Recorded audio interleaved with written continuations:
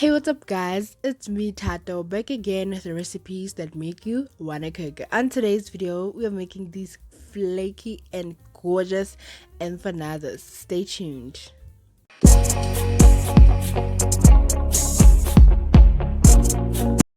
Let's get started, guys, and as usual I will leave all the ingredients in the description box down below. Now we're gonna get started by frying up our meat. Now I did use some lamb chops that I just deboned and removed some of the fat and just chopped or minced just like ground beef. So it's optional if you want to use lamb, but I love lamb because it's so flavorful, honey. And I did not add any oil to the pot because lamb tends to secrete a lot of oil, so I just wanted to let it fry it up on its own and see what I'm working with. So because I did remove a lot of the big chunks of fat, it doesn't have a lot of oil to secrete, but I'm just gonna let it evaporate the liquid to dry up, and then if I feel like I need a little bit of oil, I am going to add some oil.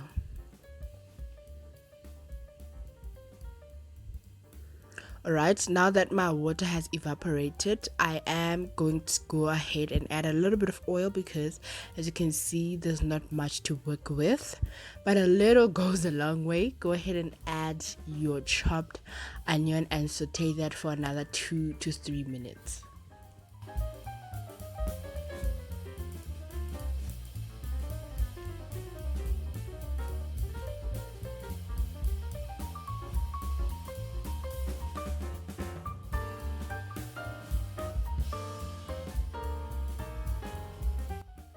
Now you want to go ahead and add your heaped teaspoon of your crushed garlic and ginger and saute that for another 30 seconds until you can perceive the smell of the garlic. Go ahead and add your cumin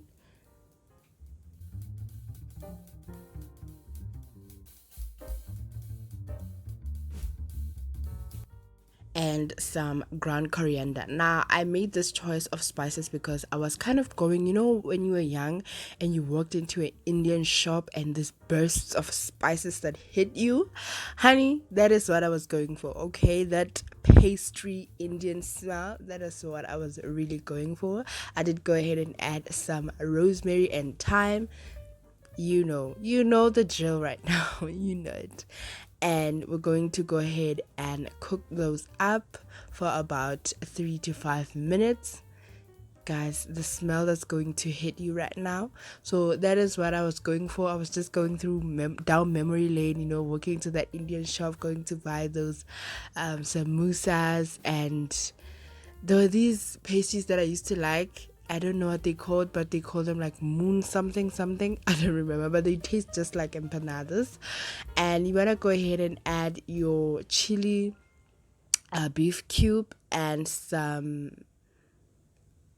chutney. Okay, I did add some chutney because I didn't have any tomato sauce or tomato paste, so chutney worked well with the ground cumin and the coriander. I'm also gonna go ahead and add my traditional braai mix spice.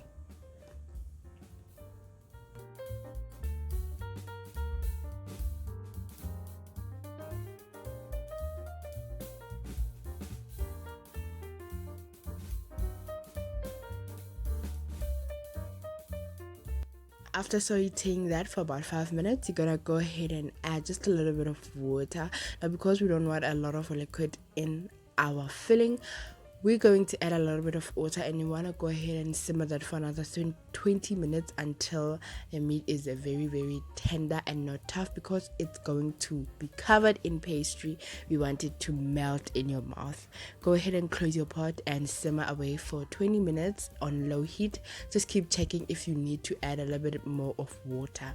After 20 minutes, you want to go ahead and add your yellow bell pepper, and I did go ahead and add some green peas or garden peas just for color and that beautiful earthy taste. It's so gorgeous, guys. The colors, honey, ooh wee. And then you're going to go ahead and simmer that for about 3 to 5 minutes, just until the frozen peas are cooked. and beautiful, honey. Also, we're not gonna cook the vegetables too much because we do want the texture of crunch, fresh crunch, honey. Okay, and then we're gonna go ahead and finish off with some fresh coriander. Switch off your stove, honey, and let it do its thing on that residue heat, and we're basically done with the filling. You're going to let it completely cool down. Okay, let it completely cool down. And how gorgeous is that? Look at that. Oh, beautiful, honey.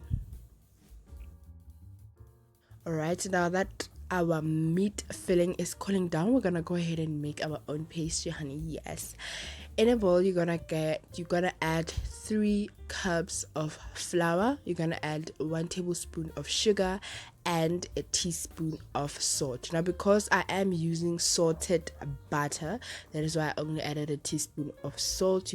If you're going to use unsalted butter, you can go ahead and add about 1.5 to 2 teaspoons of salt. Now, this is 180 grams of salted butter, and you want to use it straight from the fridge because, honey, your pastry needs to be cold to get that perfect crisp and flaky. Now you just gotta mix it into your flour just like you would when you're mixing a scone batter. And once it can form shape like that, it's very well and saturated with the butter. Now you do want to use cold water from the fridge, guys. You do want to use it because all we're doing here is to prevent the butter from melting so that we can get that flake. Okay, now I did add 3/4 cup of water. I don't know how much is that. I was using, okay, I'm gonna write it down for you in the description box, guys, so don't worry.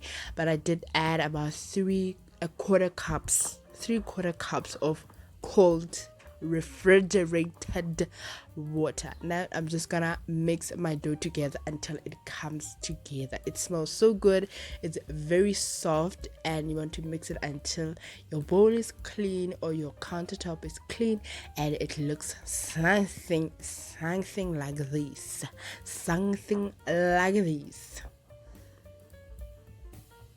Beautiful, guys. Beautiful. And I don't know if I should say this, but I'm somebody that I did not like working with flour. I hated baking. I hated making pastries. But since now I'm getting it right, honey, I love it. Okay, I love playing with flour. We're gonna go ahead and flour your countertop and take a little bowl out of the dough, and you're gonna go ahead and flatten it out, honey. You want it to flatten it out as thin as possible because we are going to fry these empanadas, not bake them. Fried is the real goodness, honey. You want it to be that thin or even thinner if you could, because it's gonna go into the hot oil and you want it to cook through and not brown only on the inside. You don't want to eat raw dough. Now, I did use my biggest cookie cutter ever. Empanadas usually are just small little delicacies, so I didn't want to make huge pies. I wanted just those cute ones, keeps making you wanting more. Yes. Now, when you're filling your pastry, you don't want to overfill it, otherwise it's gonna be hard for you to close the dough. Now you want to close it, make half a moon and pinch it on the sides using your finger. You can also use a fork, but I found that using my finger made a little pretty design, without being intentional about it. But the design was cute. It was really, really cute, guys. So you just really want to make sure that the dough is really pinched in so that when you go and fry it, it doesn't open, right? So that is how it looks. I'm gonna place it on a baking sheet lined with baking paper so that it doesn't stick. And the best part, you're gonna wait and let it do its thing in the refrigerator for a minimum of 2 hours, honey. Yeah, wait, okay? We don't fry it. No. we're going to wait. Put it in the freezer for about 2 hours.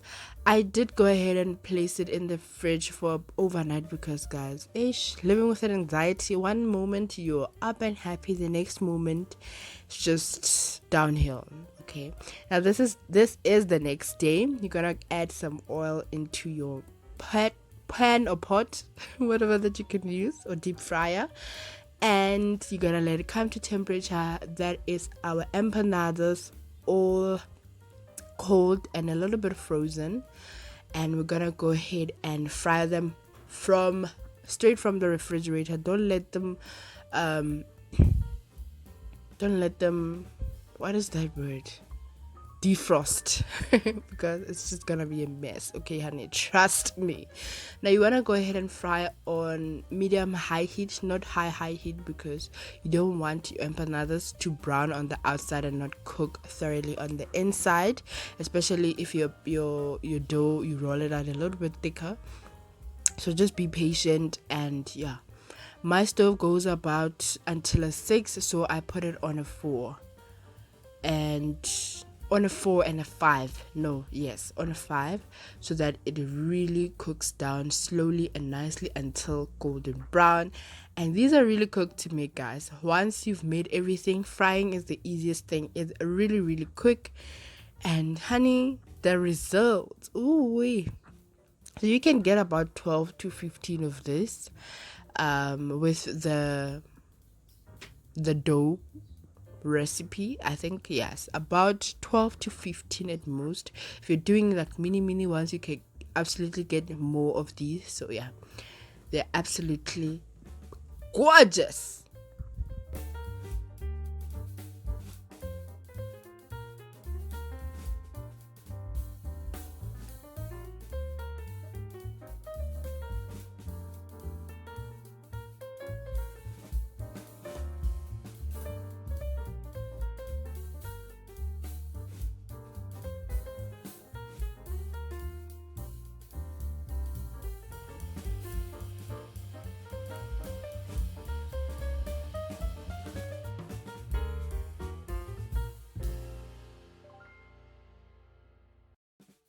All right, here they are, guys. They're so beautiful. They look a little cute, like half moons. Oh, honey, they're so pretty. We're going to plate them up and garnish with some fresh coriander on top. And honey, we're gonna have a taste. They're so good, guys. They're flaky. The crust is just perfect. It's perfection at its best. Thank you guys for watching. I hope you enjoy the video, and I hope you do try the recipe. Let me know if you do try it. Please show me some love in the comments, and I'll show you back some love, and I'll see you on the next one.